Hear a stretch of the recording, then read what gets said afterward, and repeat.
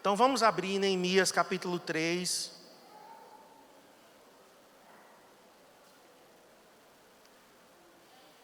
Quem achou aí, diga amém. Nós vamos ler alguns versículos. Vamos ler o versículo 1, vamos ler o versículo 3, depois o versículo 6, depois o versículo 13. Eu quero ministrar, pode colocar o tema aí, sobre as portas de Jerusalém. Essa mensagem eu ministrei já há muitos anos atrás. Eu creio que a maioria aqui não ouviu essa mensagem. Acho que em 2013 eu ministrei essa mensagem. Quantos estão aqui no CCA de 2014 para cá? Levanta a mão. Então, muita gente. Então, naquela época, provavelmente, quando eu preguei, a maioria de vocês não ouviram. E teve um irmão, há um tempo atrás, que lembrou dessa mensagem. Ele disse, pastor, lembra daquela mensagem sobre as portas de Jerusalém? Eu digo, lembro. Ele disse, por que o senhor não prega de novo? E eu disse a ele, não, é porque está no YouTube. E anteontem, eu fui olhar e o canal do YouTube, ele é mais recente. Então, essas mensagens mais antigas, muitas delas não estão lá, porque na época nós não tínhamos ainda o canal no YouTube. Então, quando eu vi, eu decidi, então, pregar novamente algumas mensagens que eu creio que foram bem marcantes, no início da nossa igreja.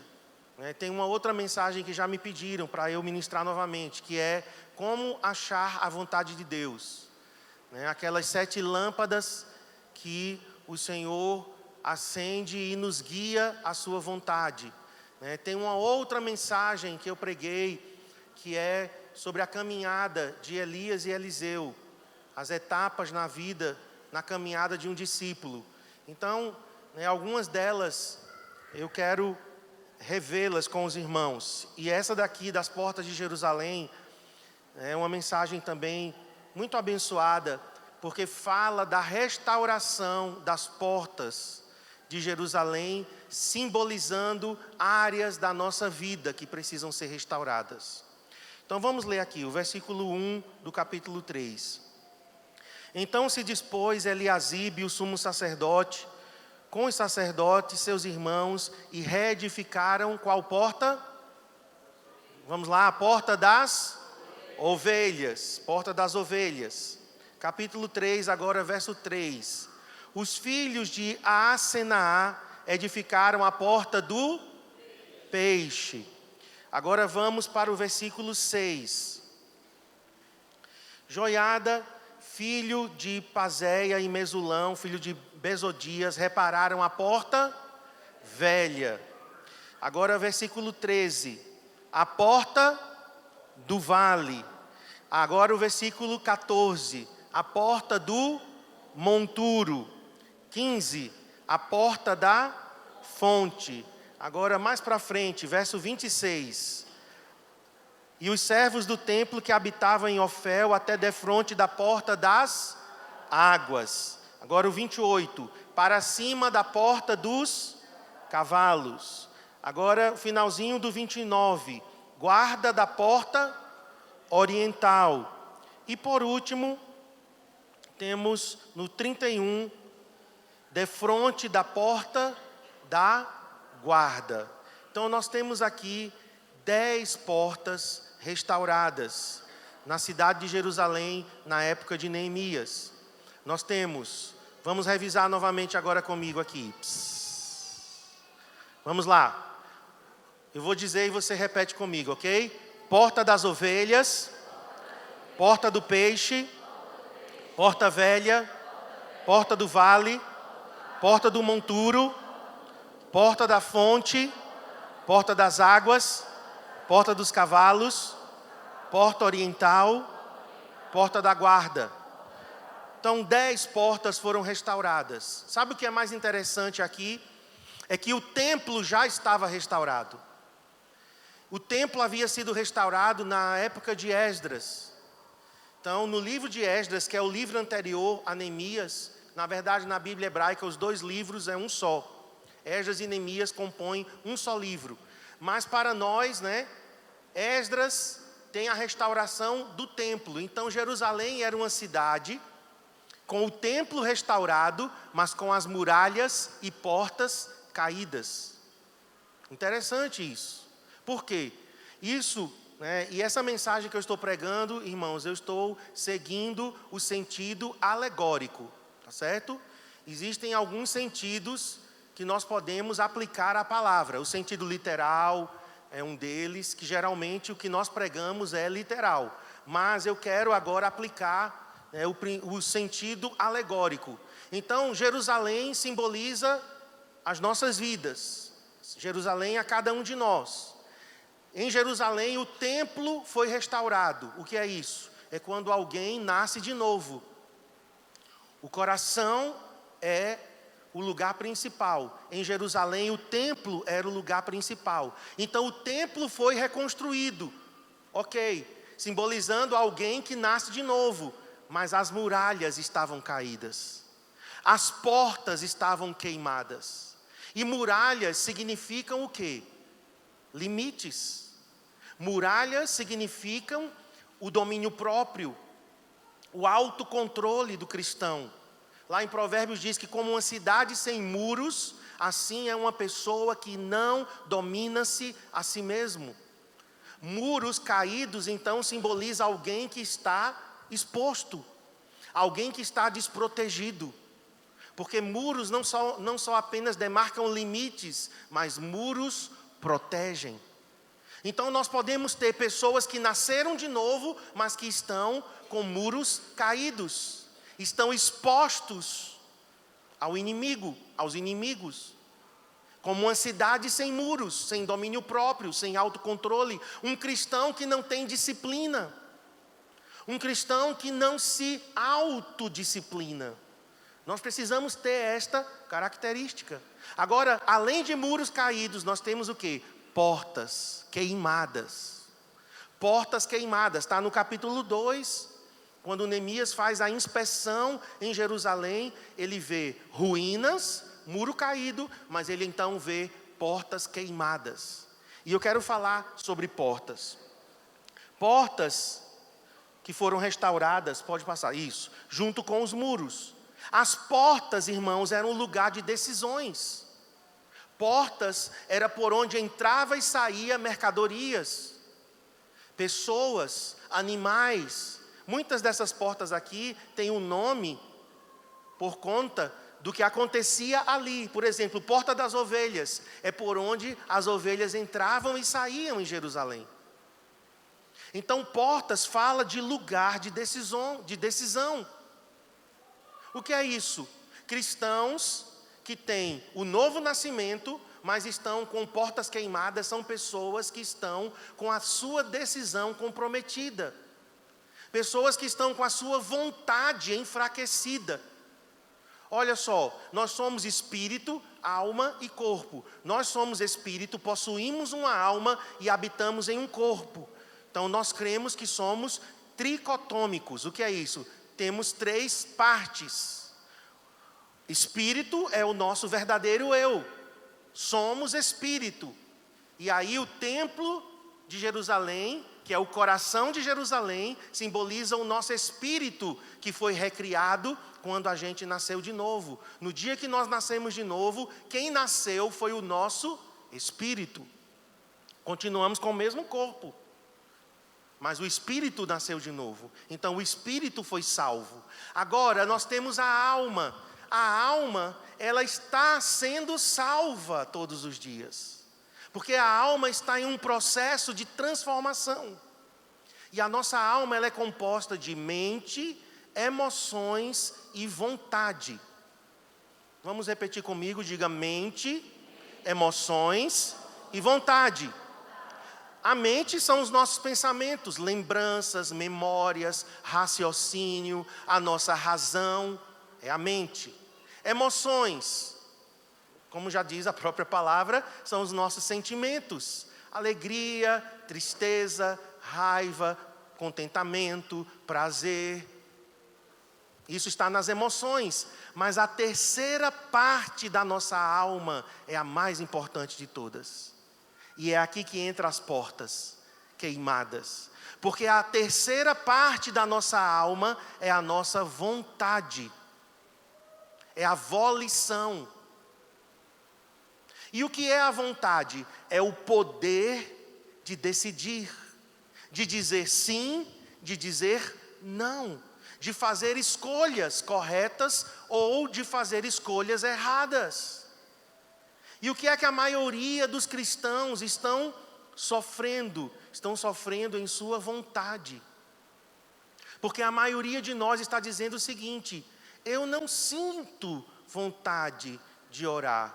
Eu não sinto vontade de ler a palavra. Eu não sinto vontade de congregar, de estar com os irmãos. Eu não sinto vontade de perdoar. Tem cristãos que estão dizendo isso. Eu não sinto que devo amar tal pessoa. Quem está, na verdade, comandando? As emoções. As emoções estão governando a vontade, quando era para ser o contrário. A vontade tem que governar as nossas emoções. Quando é que a vontade governa? É quando você diz assim: eu não estou sentindo vontade de orar, mas mesmo assim eu vou. Quem está agora governando? Que parte da alma está entrando em ação? A vontade, a decisão. Outros são governados pela mente, pela memória. Então é alguém que diz assim: não, porque há 30 anos atrás eu sofri isso, isso e isso. E essas lembranças ainda estão muito vivas. E isso continua me afetando. Pessoas que estão com as memórias comprometidas, memórias feridas, mas elas continuam vivendo de acordo com as suas memórias, com aquilo que estão lembrando. Então, alguém que tem a vontade fortalecida vai dizer o quê? Não, há 30 anos fizeram isso e isso comigo. Eu sofri assim, assim, assim. Eu lembro de tudo que eu passei, mas isso não vai mais determinar as minhas atitudes, as minhas ações, as minhas reações. Amém? Quem está assumindo, irmãos, é a vontade, é a decisão. A nossa decisão são essas portas aqui.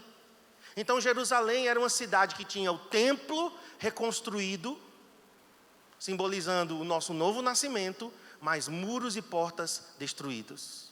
Então é aquele cristão, né, que a gente diz que é almático. O que é uma pessoa almática?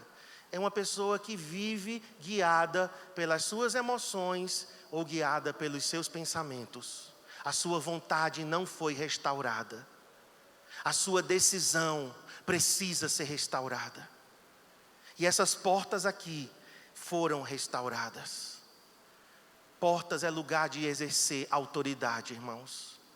Nós estamos precisando dizer assim: apesar de eu sentir isso, apesar de eu me lembrar daquilo, apesar de eu não estar sentindo nada, mas eu decido ser fiel, eu decido servir a Deus, eu decido amar o Senhor, amar o meu irmão, perdoar o meu irmão, eu decido congregar, eu decido, é a decisão. Eu tive que tomar a decisão de quarta-feira, sair de Garanhuns e ir para Olho d'Água. Eu sabia que lá eu não teria conforto, que eu iria dormir no chão, talvez tomar até banho frio, que eu detesto. Tem uma pessoa que detesta banho frio, sou eu. Tive que tomar banho frio, pelo menos um dia lá eu tomei banho frio. Ainda bem que eu arrumei a casa da irmã Juliana, e fomos lá 2 vezes, né? Instalamos um chuveiro lá, bem fraquinho, a água, mas né, pelo menos é morninha a água, né? Mas eu tive que decidir. Eu estava para tirar férias, e eu, né, estava aí. Eu tiro férias depois da viagem missionária. Cristiane vai, ela lidera a equipe. Eu fico indo final da tarde, passo a noite e volto para casa. Eu tinha que decidir: ou eu vou, me hospedo lá, durmo no chão, né? Aliás, não vou dormir, porque se for em um quarto coletivo, eu já sei que eu não consigo dormir, né, com porta abrindo, porta fechando, luz acendendo, papagaio cantando, né, não consigo. A gente vai ficando velho e tem coisas que vão, né, se estratificando na nossa vida, né? Antigamente a gente dormia em qualquer lugar, né, comia qualquer coisa e tal, aí você vai amadurecendo, né, e algumas coisas vão ficando mais rígidas na nossa vida. Mas eu tive que tomar uma decisão de ser flexível. E aí eu decidi que as minhas férias começariam na terça-feira. Então eu entrei em contato lá, né, no meu trabalho, programei as férias e decidi, Cristiane, eu vou para Olho d'Água. Mas vocês acham que a minha carne queria ir? Eu queria ficar em casa. Eu queria dormir na minha cama. O meu colchão maravilhoso, né, Tiago? Era essa a minha vontade, mas eu tomei uma decisão. E eu decidi que eu faria algo contra a minha vontade. E me programei. Então eu já vou programado de que eu não vou dormir, de que eu vou tomar banho frio, né? De que eu vou passar por isso e aquilo. Eu já estou programado. A minha vontade tem que assumir o controle. Porque senão, irmãos, quem vai governar são as minhas emoções. Entendem?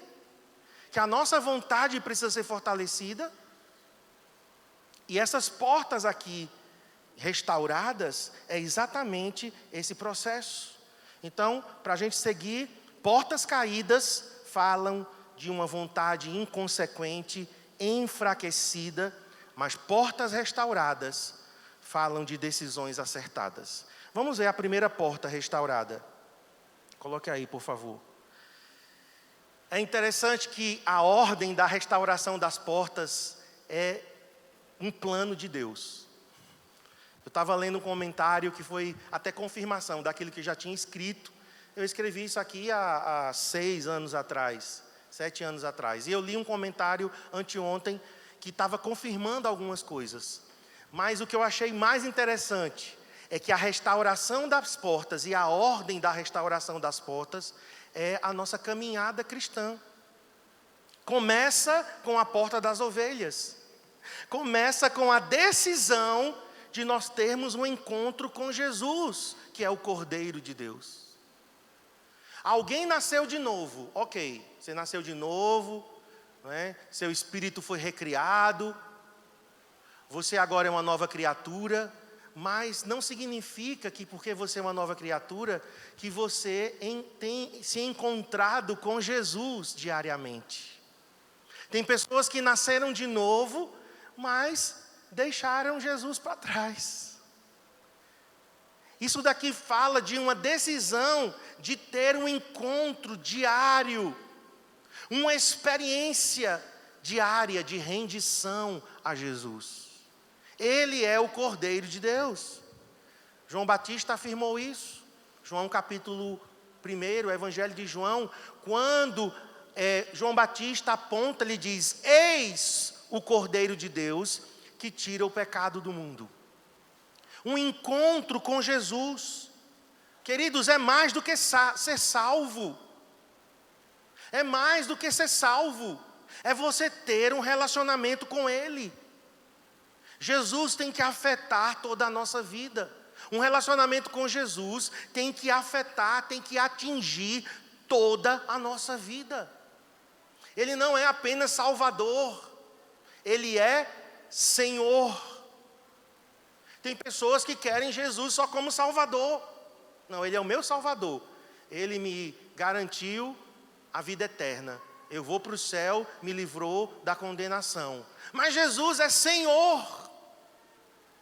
A palavra lá no Novo Testamento é Kyrios. E quando as pessoas diziam isso, Kyrios, eles estavam dizendo: você é meu dono. Você é meu amo. A linguagem da época é essa. Porque naquela época ainda havia escravidão. Pessoas eram compradas e pertenciam a um dono, pertenciam a um senhor, Kyrios. Então os cristãos, os primeiros cristãos entendiam isso. Que não basta só ser salvo, você precisa estar debaixo do senhorio de Cristo. Jesus precisa governar a nossa vida espiritual, emocional, familiar, financeira. Jesus precisa estar por dentro das nossas amizades. Jesus precisa estar envolvido no nosso dia a dia, nas nossas conversas. O Senhor não quer apenas ser o nosso Salvador. Ter um relacionamento próximo que vai fazer com que cada vez mais nos tornemos parecidos com Ele. Vamos abrir na carta de Paulo aos Romanos. Romanos capítulo 8. Verso 29.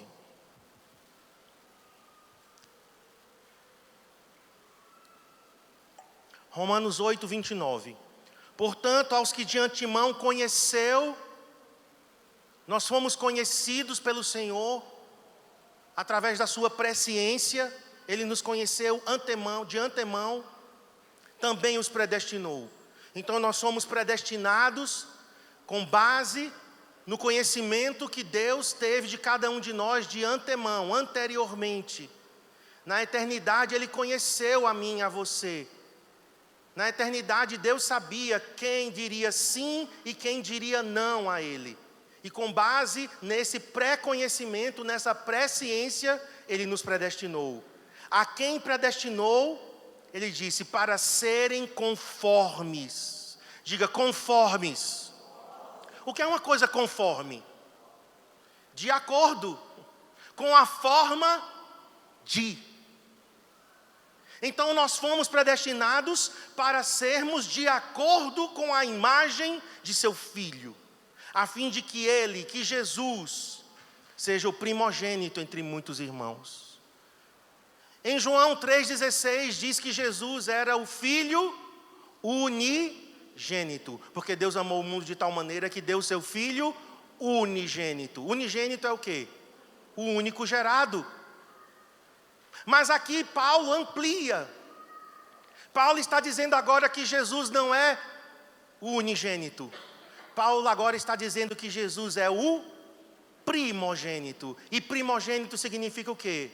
O primeiro de outros. O primeiro de muitos. Vejam, irmãos, um encontro com Jesus.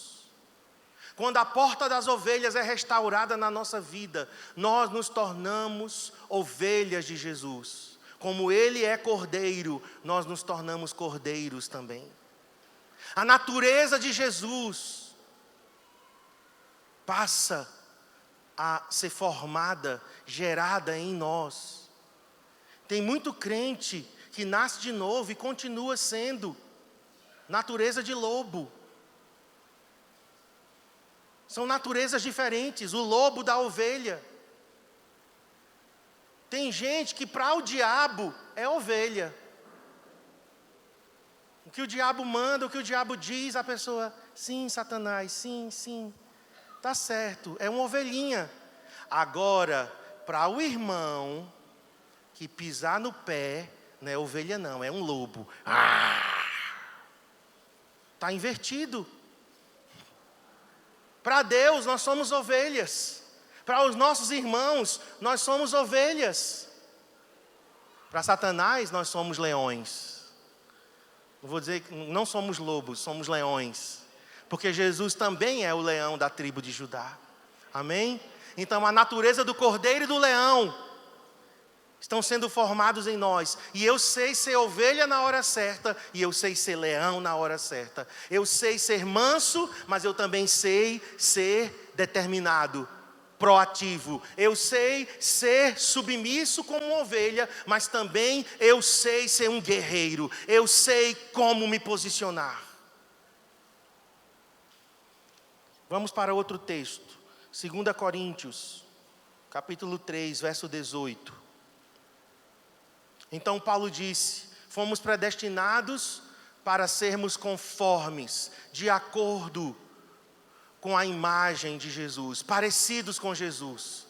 Então o Pai agora, 2 Coríntios 3,18.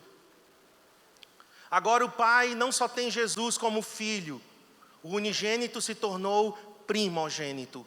Então agora o Pai tem uma grande família de muitos filhos que devem ser semelhantes a Jesus. Amém? 2 Coríntios 3,18 diz assim.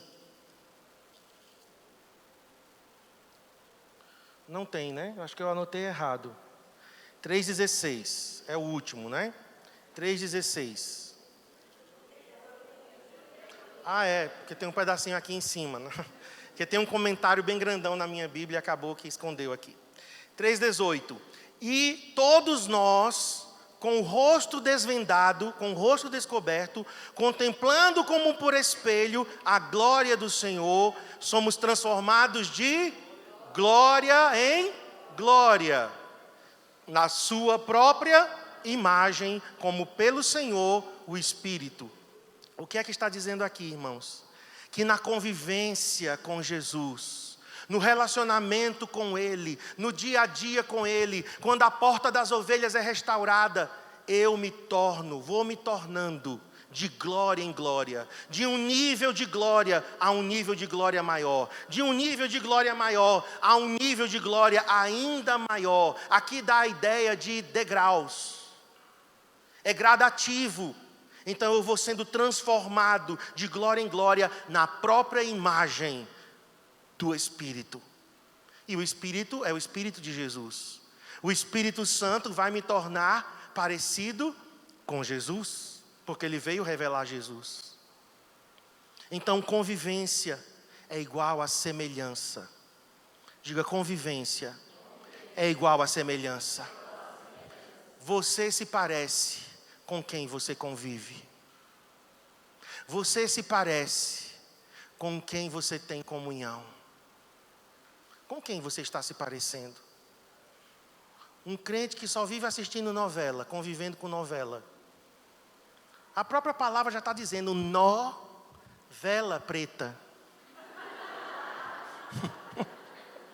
Nó cego e vela. Caixão e vela preta. Eu nunca vi uma pessoa, um crente, um cristão, que se alimenta de novela para parecer com Jesus. Porque o que as novelas estão ensinando? Até com filmes, a gente tem que ser seletivo.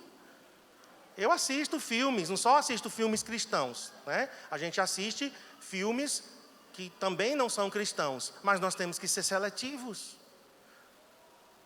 O que estamos ouvindo, o que entra pelos nossos ouvidos, o que os nossos olhos veem, nós nos tornaremos parecidos com isso. Às vezes, irmãos, eu olho para Abner, eu olho para Adriel e eu digo, eu conheço alguém parecido com eles. Às vezes eu olho para a Cristiane, alguns gestos, algumas palavras, eu digo, ela parece com alguém.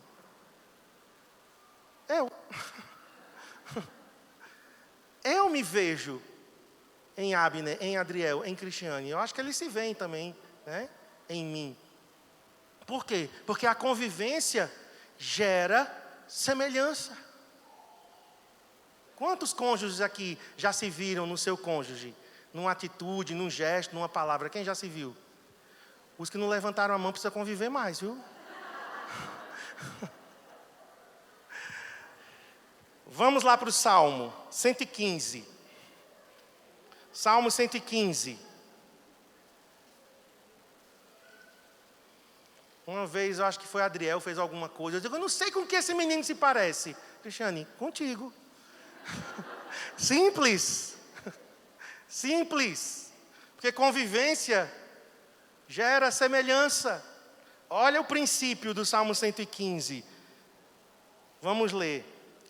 Do 4 ao 8. Prata e ouro são os ídolos deles. Que está falando de imagens de escultura, né? Dos ídolos das nações pagãs. Obra das mãos dos homens. Tem boca e não falam. Tem olhos e não veem. Tem ouvidos e não ouvem. Tem nariz e não cheiram. Suas mãos não apalpam. Seus pés não andam. Som nenhum lhe sai da garganta. Então, um ídolo, ele é, vamos lá comigo, mudo, cego, surdo, insensível. Ok? Agora olha o verso 8. Tornem-se semelhantes a eles, os que os fazem, mas não só aí para. E quantos neles confiam? Tem uma versão que diz, e os que o adoram. O que é isso, irmãos? Uma pessoa que se prostra diante de um ídolo, ela se torna igual ao ídolo. Cega, surda, insensível. Uma pessoa que se prostra diante do dinheiro, diante de Mamon, você vai se tornar igual ao dinheiro.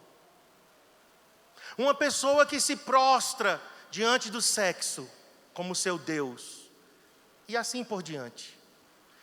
Tudo o que adoramos, nós nos tornamos parecidos com aquilo que adoramos. Agora, se eu contemplo o Senhor Jesus todos os dias, convivendo com Ele, eu vou me tornar mais parecido com Ele. Amém? Não tem segredo, irmãos, o segredo já está desvendado. Eu quero me parecer mais com Jesus. Você tem que conviver com Ele. E você convive com Ele no relacionamento com a palavra, no relacionamento com a oração, no relacionamento com a adoração, no relacionamento com o jejum, com disciplinas espirituais, momentos de solitude na presença do Senhor. Você está convivendo com Ele. Dirigindo, andando, cozinhando, trabalhando, você está mantendo comunhão com o Senhor. E essa comunhão vai fazer com que você se torne mais parecido com Jesus. Quem quer ser mais parecido com Jesus? A porta das ovelhas, irmãos, tem que ser aberta. Vamos para a próxima porta, a porta do peixe. A raiz da palavra peixe, essa é a segunda porta restaurada, né? A gente está indo pela ordem. Então, a raiz da palavra peixe em hebraico tem o sentido de crescimento, de reprodução, de se mover rapidamente. Então, a palavra peixe em hebraico, né, não só apenas dá o sentido lá do ser aquático, mas a palavra peixe dá esse sentido de mover, de se mover, de crescer, de se multiplicar, de se reproduzir. Você vê cardumes de peixe se movendo. Então ali nós temos vida. Queridos, essa porta, ela precisa ser restaurada em nossas vidas. Nós precisamos conhecer Jesus, porta das ovelhas, mas nós precisamos continuar conhecendo Jesus. Isso é crescimento. Mas mais do que conhecer Jesus, nós precisamos nos reproduzir. Essa é a vida, irmãos. A vida é nascer, crescer, reproduzir e morrer. Nós estudamos isso em biologia. O ciclo da vida é esse. Para todas as criaturas, nascem, crescem, reproduzem e morrem. No intervalo aí, para os seres humanos, estudamos, trabalhamos, viajamos, nos divertimos. Mas o ciclo da vida, de forma mais resumida, é essa. Por isso que é natural que todo casal queira ter filhos. Recebemos a notícia hoje, né? Da Adriana, que está grávida. Parabéns, Adriano. né? Aí o filho vai ser Adrian. Vai não. Eles gostam tanto do nome deles, né? Que vai... Estou brincando.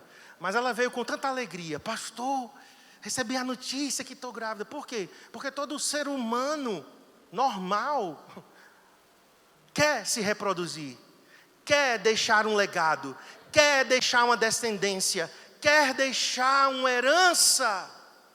No Antigo Testamento, as mulheres que eram estéreis, elas se desesperavam, elas iam para Deus, elas oravam. Ana foi para o Senhor, Isaac orou por Rebeca. Temos Sara, que queria ter filhos. Então a reprodução é algo normal. Alguém que não se reproduz tem alguma coisa disfuncional, tem alguma coisa que está fora do lugar. Então nós estamos aqui, não estou falando só de gerar filhos biológicos, que é uma bênção. Filhos biológicos são bênção na nossa vida. Filhos naturais nos amadurecem muito. Nós nos tornamos melhores quando a gente tem filhos, pode ter certeza.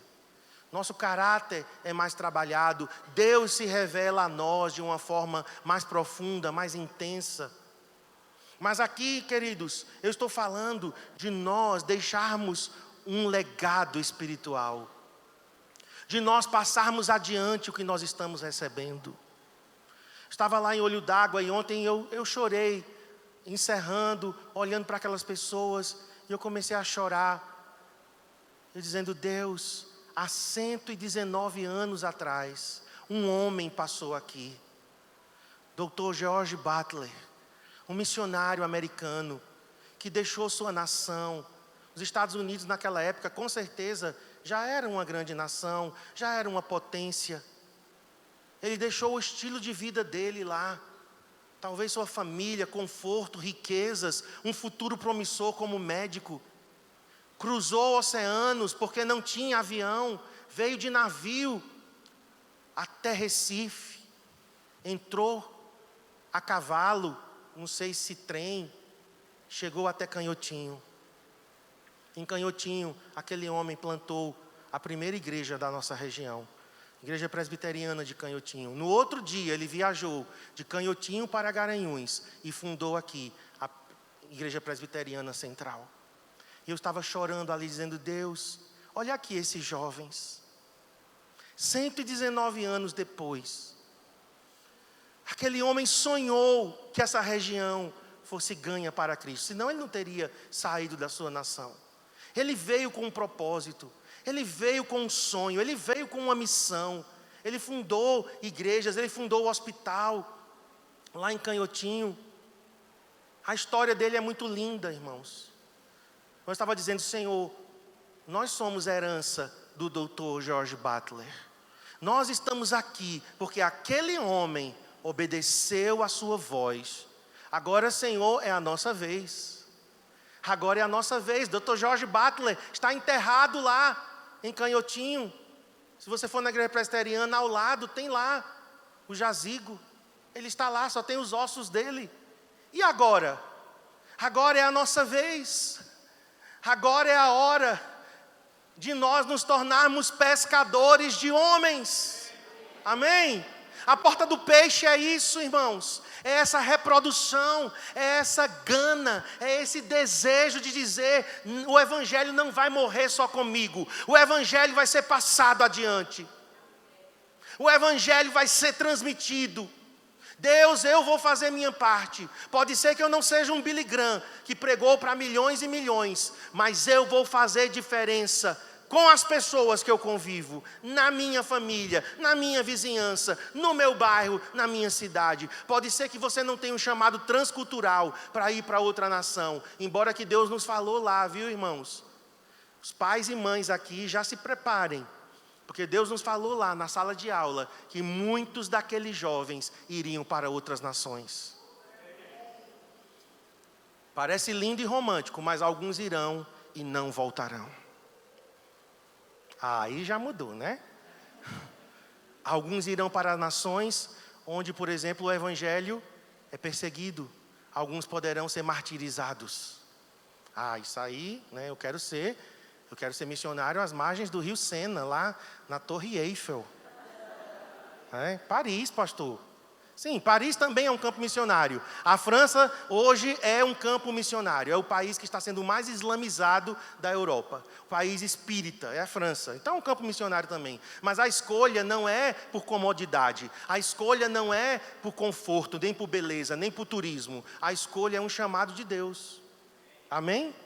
Mas aqui, queridos, nós estamos sendo desafiados a restaurar essa porta, que lembra que nós temos que nos reproduzir em novas vidas, em novos filhos espirituais, em novos peixes, em novas ovelhas. Uma decisão de não vivermos só para nós mesmos. Eu escolhi viver não só para mim mesmo. Poderia ter minha vida tranquila, eu poderia ser um crente bom, normal, né? Frequentar o culto, eu e Cristiane, criar nossos filhos na igreja, tudo bonitinho, e termos a nossa profissão. Deixa eu te dizer, nós não somos pastores por falta de opção. Porque tem gente que é assim, né? Não deu certo nisso, não deu certo naquilo, faliu, não sei o quê, não tive condições de estudar, não fiz uma faculdade. O que é que eu vou ser da vida? Vou ser pastor. Não. Nós estudamos, nós temos curso superior, nós tivemos oportunidades, nós abrimos mão de tudo. E ainda falta, né? Estou me preparando para a última coisa que eu tenho que abrir mão. O Senhor vai dizer o momento. Mas eu sei que vai chegar o momento. E Ele sabe que eu estou disposto a entregar. Por quê? Porque eu vivo para Ele. Decidi dar a minha vida para Ele. E isso foi desde que nós éramos solteiros. Antes de nós sermos pastores. A nossa entrega foi eu com 13 anos e meio. Cristiane tinha 14 anos. Quando se entregou a Jesus. Nós decidimos, irmãos, abrir mão da nossa vida para que outros encontrem Jesus. Amém? Como é que o Olho d'Água conheceria aquela realidade?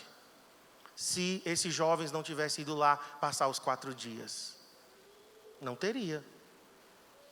Teria conhecido outras realidades, mas aquela dali foi necessário alguém. Eles são dos sítios. A gente pediu para eles levantarem a mão. A maioria dos jovens que estudam lá são de sítios, 5, 7, 10 quilômetros. Mas tudo com celular, viu? Tudo com WhatsApp. Já tem um grupo do WhatsApp criado lá pela Juliana para evangelizá-los. Amém? Vamos usar o WhatsApp para o reino de Deus. Amém? Agora, quando abrimos a nossa vida para receber as pessoas do jeito que elas vêm, com seus problemas, com suas dificuldades, muitas precisando de libertação, pessoas que estão trazendo marcas profundas do mundo. Nós estamos vendo meninas de 12 anos, irmãos, 13 anos, já profundamente marcadas no mundo.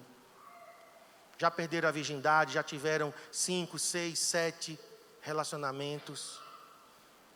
Nós estamos vendo o quanto que os nossos jovens estão carentes, o quanto que eles estão mergulhando em drogas, em baladas, muitos morrendo de overdose, pessoas que são carentes, marcadas pelo mundo, mas nós abrimos a nossa vida e dizemos: eu quero ser um instrumento de Deus para te abençoar.